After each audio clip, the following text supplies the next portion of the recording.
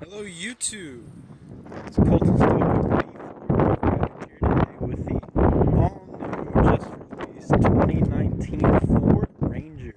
This particular one is a two-wheel drive version, but I do also have a one with four-wheel drive equipped here on the lot. It's just in the showroom, so I didn't go with that one for the video. Very nice, very small, but that's what it's meant to be. Portions of this video will be a little bit awkward just because I'm not small and this truck is, but that's okay. Hopefully you guys can hear me alright. It's a little windy out here. I've got my mic up, but the wind will still pick up a little bit. Ford did decide to go with a 2.3 liter inline 4 for this truck, but that's okay. They also use it in the Mustang. It's the smallest EcoBoost engine in the Mustang. I've also done a video over a Mustang with that engine in it. In the Mustang, it makes a little over 300 horses. In this Ranger, you're only getting about 270, but that's plenty for such a small truck. So you can see this truck is the Lariat. Ford has decided to give another range of luxury to the Ranger. Let me fish a key out of my pocket. The Lariat, you do get this key, this little remote start. Let's hop in.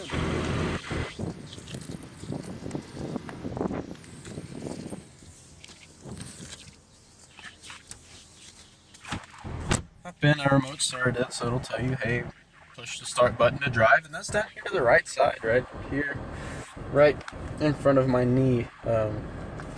I'm 6'3". This truck's just not made for me, but it's okay. Shut the radio off real quick. I was expecting more of an F-150 interior. I kind of expected the new Ranger to be kind of just a small F-150, which was basically what the old Ranger was. But that's not what we get. Instead, we get its own kind of special interior. The seats say Ranger, just kind of lightly embossed right here. And making up for the smaller truck, they've kind of put some things in a different place. Normally, you would control your mirrors up here, but this truck being so small, they just put it up here on the dash, and of course, with a press of a button, you can fold your mirrors in and back out, and then using this little lever here, you can pick which mirror you want to control, and using this pad around here, you can, of course, adjust up, down, side to side until you can see what you need to see around this little truck. Come on over to the steering wheel. You do have two different sticks right up here over the top. One on the left, it gives you control over your lane keeping system, turning it on and off. Go a little bit more into that a little bit later. Do of course have your bright and dim switch and your blinkers. Ford's made the blinker on this plenty loud, so you definitely know when you're using it. Come back up to the steering wheel. I like the way the steering wheel is made on the 2019 Fusion, which I will be doing a video on a little bit later. The steering wheel is shaped very similar here in the center, but this button is up here and it's kind of uncomfortable to get to. I like that on the Ranger they have it down here where you can get to it pretty easy with any hand. Of course, you have, so you can see, you've got two screens, one here and one here. And so whenever you look on the steering wheel, you've got two pads that say OK. Of course, the left one controls the left screen, the right one controls the right screen. Why is there two screens? What was controlled separately? I honestly don't know. To me, it feels like they might have been able to make something a little bit simpler with less buttons. But I do like the way the dual screen setup looks. It does look very good to me. But anyways, we'll go over the other stick, and all it is just all of your various wiper controls. There we go. We'll clean off the windshield real quick. And that's all that is. On the left side of the steering wheel, below this little D-pad for controlling that little screen up there. You do have all of your cruise control settings. As you can see, it's got these little buttons here. That is because this vehicle is equipped with adaptive cruise control. So you're able to set it where it'll get a little bit closer to the person in front of you, a little bit farther away. Those of you that don't know what adaptive cruise control is, I'll go through it just super quick. All adaptive cruise control is if speed limit's 65, you set your cruise control at 65. You start coming up behind somebody that's going 60, and it's not a good place to pass. This truck will automatically slow you down to match their speed until such a time that you pull out to pass them, and then of course it'll just pick right back up. Very handy, very cool little feature. I really like that. On the right side, below the D-pad that controls that little screen up there, we have all of your hands-free buttons as far as for calling, and you can also control the radio from right here. So we'll get up into these two little screens. We'll start over here on the left to begin with. I just want to point out, like I said, this is a brand new 2019 Ranger. This truck currently only has 24 miles on it. That's nothing. Alright, all that is, you know, them pulling it off the line at the factory, parking it somewhere, loading it up on the truck, unloading it once it gets here to Guyman, going through my detail, going through service, and getting parked on the lot. That's all that is. Like I said, it's a brand new truck. I think it's cool to see something that's only been driven 24 miles and has been touched by maybe 3 people. It's really cool. But we'll go through this little screen, of course. First, you have display modes. It show you a digital speedometer, just in case having this one right here big in the middle isn't enough. You need to have the actual number there present.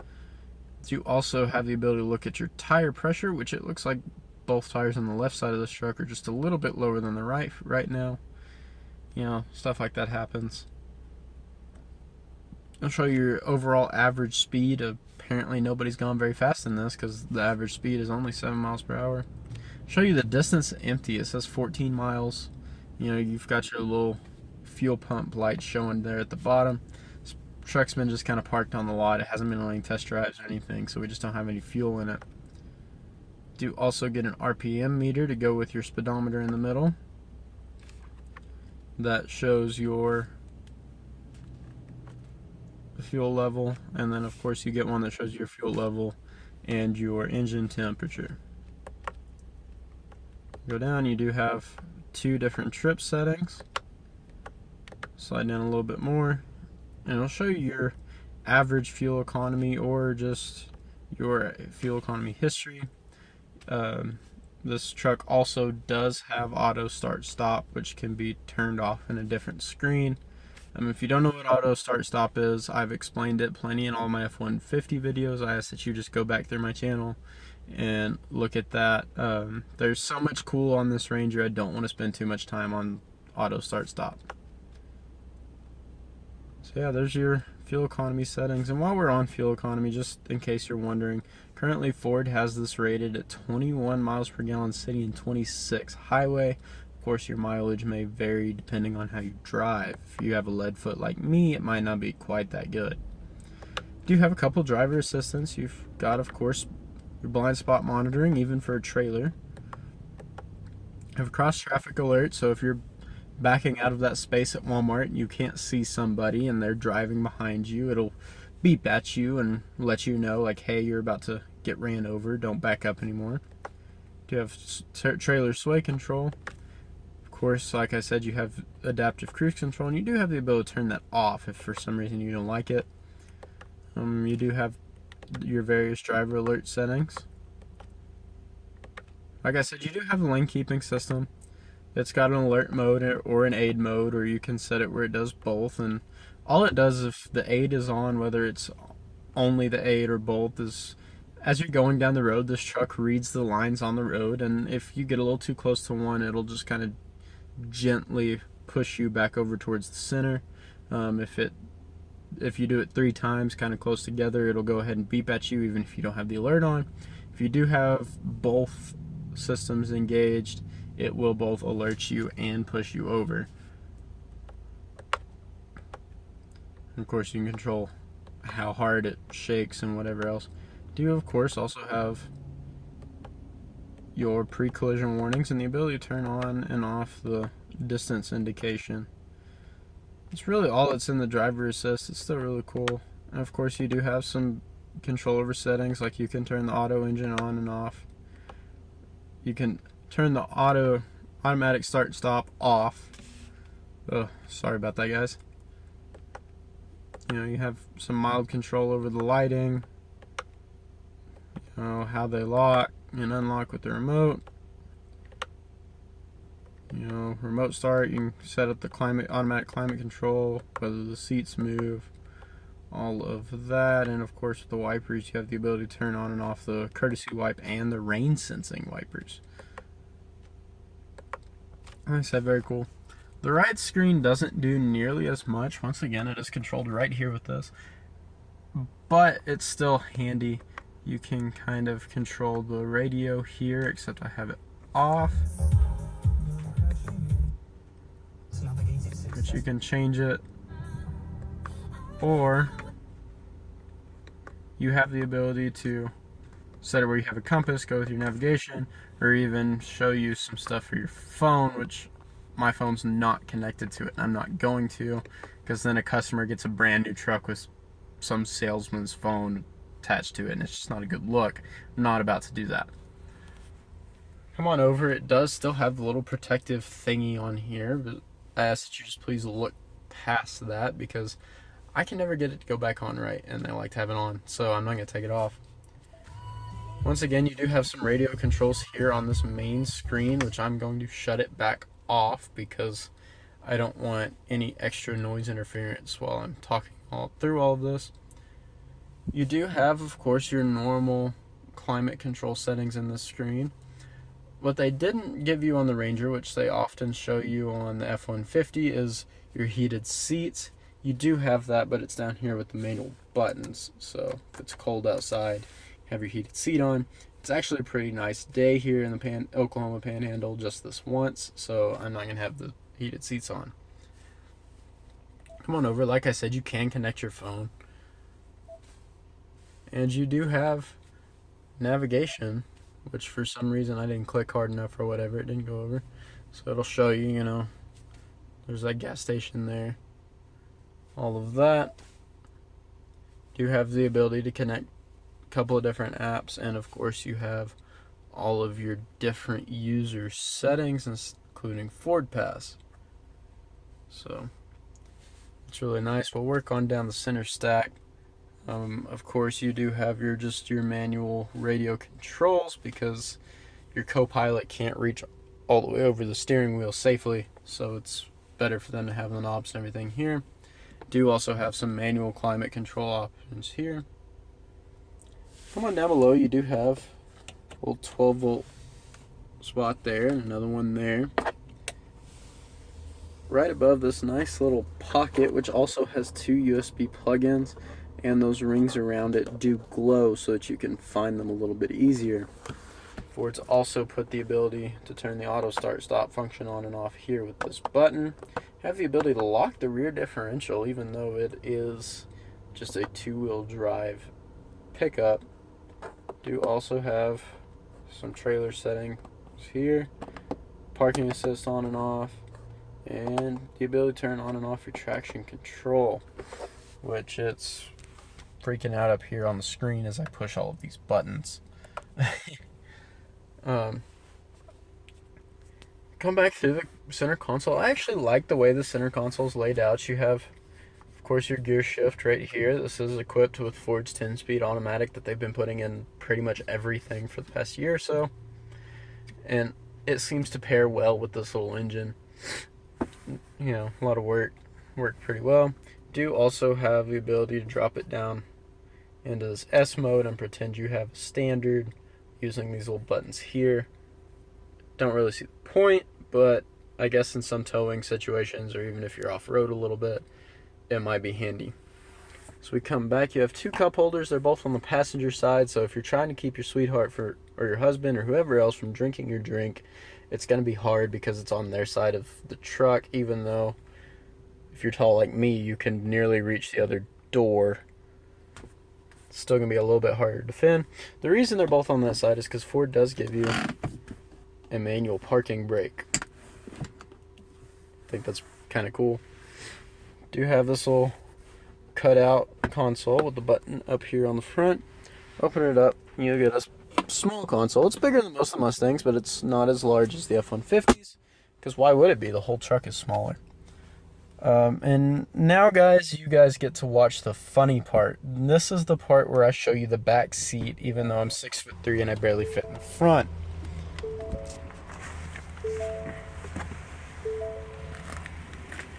About. There's a little bit of view of the interior. See the back seat. Those are just the floor mats. We'll put those in whenever you come and purchase this.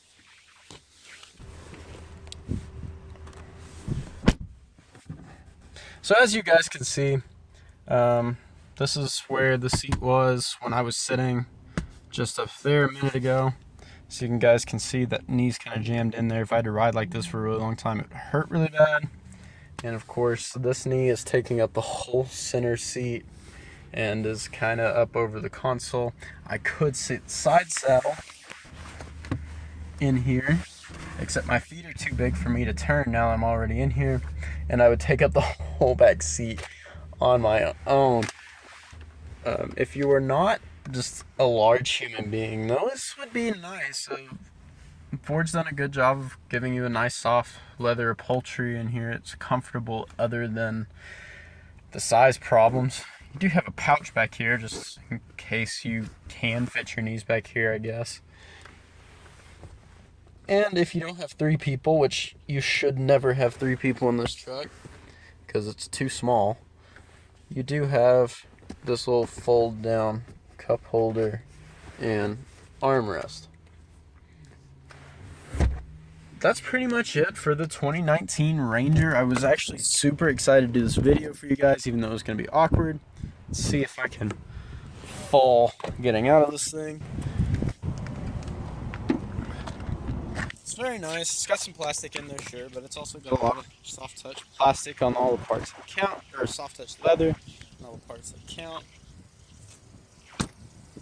This is a really cool little truck. I'm so glad that Ford finally brought this back to the States, because they've been selling it everywhere else in the world except the US and Canada for a few years now. With them releasing it back to the US, it's not just the same global Ranger they did. Apparently make some tweaks to some of the panels and stuff just to make it all fit together better. But yeah, I'm so glad that Ford brought this back. I think it's a really cool little truck. And if you have any more questions about this Ford Ranger, any other Ford vehicle for that matter, anything made within the past couple of years that I might have sold on the lot, please, my email will be in the description. Please send me an email, or feel free to just comment on the video. Thank you guys once again for watching this video and going through this with me. I ask that you just like and subscribe, and have a great American day.